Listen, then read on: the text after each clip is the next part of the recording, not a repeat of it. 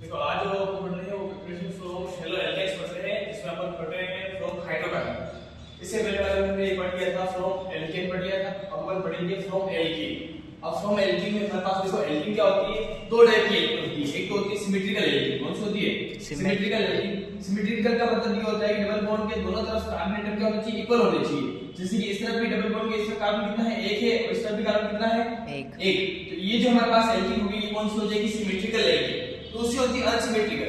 Unsymmetrical का मतलब जैसे इधर लिखता हूं C डबल बॉन्ड C और इधर लिखता हूं C, तो देखो डबल बॉन्ड के इस तरफ कार्बन कितना है, एक, और इस तरफ कार्बन कितने हैं, दो। ये एल्कीन कौन सी हो जाएगी, अनसिमेट्रिकल हो जाएगी। तो दो टाइप की एल्कीन होती है, एक होती है सिमेट्रिकल एल्कीन और दूसरी कौन सी होती है, अनसिमेट्रिकल एल्कीन। तो अपन जो पढ़ेंगे वो सबसे पहले अपन पढ़ेंगे फ्रॉम एल्कीन के अंदर अनसिमेट्रिकल एल्कीन। क्या पहले पढ़ लेते हैं, when alkene is symmetrical. When Alkene is symmetrical. Alkene is symmetrical। अब सिमेट्रिकल एल्कीन में क्या हो गया, जैसे मान लो मैंने यहां ले लिया CH2 डबल बॉन्ड CH2 और इसकी अपन रिएक्शन कराते हैं हाइड्रोजन हैलाइड के साथ। किसके साथ रिएक्शन होती है, हाइड्रोजन हैलाइड के साथ रिएक्शन होती है। तो क्या होता है कि यहाँ पे एल्कीन का पाई बॉन्ड ब्रेक होगा। कौन सा बॉन्ड ब्रेक हो रहा है, पाई बॉन्ड ब्रेक होता है। इस पे एक वैलेंसी फ्री हुई और इस पे भी एक वैलेंसी फ्री हुई। इस कंडीशन में इस पे हाइड्रोजन और इस पे हैलोजन, यहां हो जाएगा CH2 और एक हाइड्रोजन और ये वाला हाइड्रोजन इस पे ऐड हुआ तो क्या हो जाएगा CH3। और ये जो CH2 था इस CH2 के साथ क्या अटैच हुआ, हैलोजन अटैच हो गया, तो ये हो जाएगा X। अगर मान लो हाइड्रोजन यहां अटैच नहीं होता और हाइड्रोजन इधर अटैच होता, तो हाइड्रोजन इधर अटैच होता तब भी प्रोडक्ट यही बनता सेम वाला, वन हेलो X नहीं बनता। अगर हम एल्कीन जो है सिमेट्रिकल लेते हैं, कौन से एल्कीन लेते हैं, सिमेट्रिकल लेते हैं, तो हमारे पास एक ही टाइप का प्रोडक्ट बनेगा जो कि क्या बन रहा है, हमारे पास वन हेलो एक्सेन बन रहा है। लेकिन अगर अपन एल्कीन जो है अनसिमेट्रिकल लेते हैं, when alkene is unsymmetrical,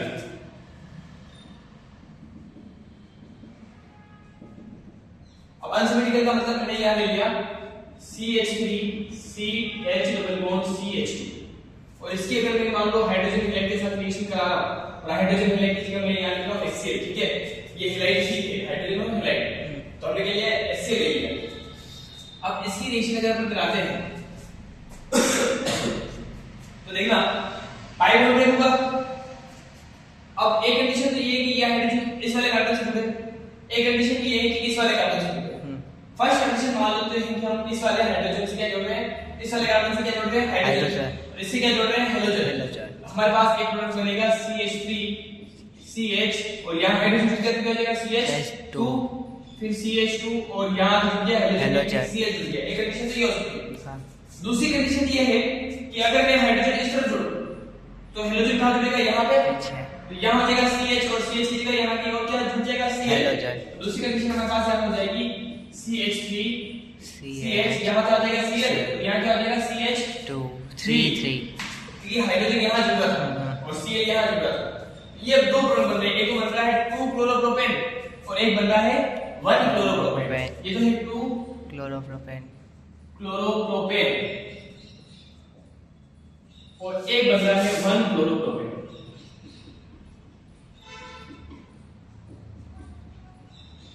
clear हुआ यहाँ पे? अब इसमें से हमें ये देखना है कि दोनों ही टाइप के प्रोडक्ट अलग अलग थे। जब एल्कीन और दूसरी सिमेट्रिकल थी तब तो एक ही प्रोडक्ट बनता था, लेकिन जब एल्कीन अनसिमेट्रिकल होती है तब दो अलग अलग प्रोडक्ट बनते हैं। इसमें से मेजर कौन सा बनेगा और माइनर कौन सा बनेगा ये हमें देखना है। तो क्या होता है, इसके लिए मार्कोनिकोव ने एक रूल दिया है। किसने दिया था, मार्कोनिकोव ने रूल दिया था।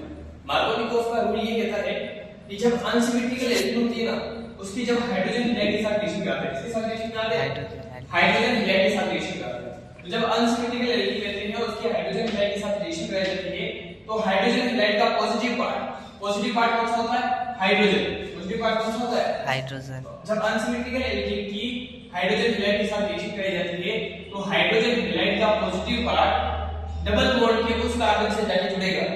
ये हाइड्रोजन हैलाइड का पॉजिटिव पार्ट कौन सा, मतलब कि हाइड्रोजन डबल बॉन्ड वाले उस कार्बन से जाके जुड़ेगा जहां पे हाइड्रोजन की संख्या पहले से ज्यादा, मतलब कि इन दोनों में से हाइड्रोजन किसमें ज्यादा है, इसमें ज्यादा है, किसमें ज्यादा है, उस पे ज्यादा इसमें ज्यादा है, इसमें क्या लिख देगा हाइड्रोजन, इसमें क्या लिख देगा Cl, यानी कि ये वाली कंडीशन इसमें हो रही है, इसमें हो रही है ना, ये वाला तो बनेगा मेजर, क्या बनेगा मेजर, और ये वाला क्या बनेगा माइनर। तो मेजर कौन सा बनेगा, माइनर कौन सा बनेगा, समझ में आया? जब अनसिमेट्रिकल एल्कीन की हाइड्रोजन हेलाइड के बाद को फ्री का बोलता है, जब अनसिमेट्रिकल एल्कीन की हाइड्रोजन हेलाइड के साथ रिएक्शन कराई जाती है तो हाइड्रोजन हेलाइड का पॉजिटिव पार्ट डबल बॉन्ड के उस कार्बन से जाकर मिलेगा जहां पे हाइड्रोजन की संख्या क्या हो ज्यादा, मालूम को फिर से करता है। देखो अभी मैंने बता दिया व्हेन एल्कीन इज अनसिमेट्रिकल, तो एल्कीन जब अनसिमेट्रिकल एल्कीन होती है तो मार्कोनिकोव रूल काम करता है। मार्कोनिकोव रूल क्या बोलता है, according to this rule when unsymmetrical alkene, ये क्या है अनसिमेट्रिकल एल्कीन है, रिएक्ट टू हाइड्रोजन हेलाइड, किसके साथ रिएक्ट करती है हाइड्रोजन हेलाइड के साथ, the positive part of hydrogen halide, positive part of hydrogen halide कौन सा हो जाएगा, hydrogen is attached to that double bond carbon atom, उस डबल बॉन्ड के कार्बन एटम से जाके अटैच होगा which have larger number of hydrogen atom, which have larger number of hydrogen atom। समझ में आया? ये होता है मार्कोनिकोव रूल, लिख लो इसको भी।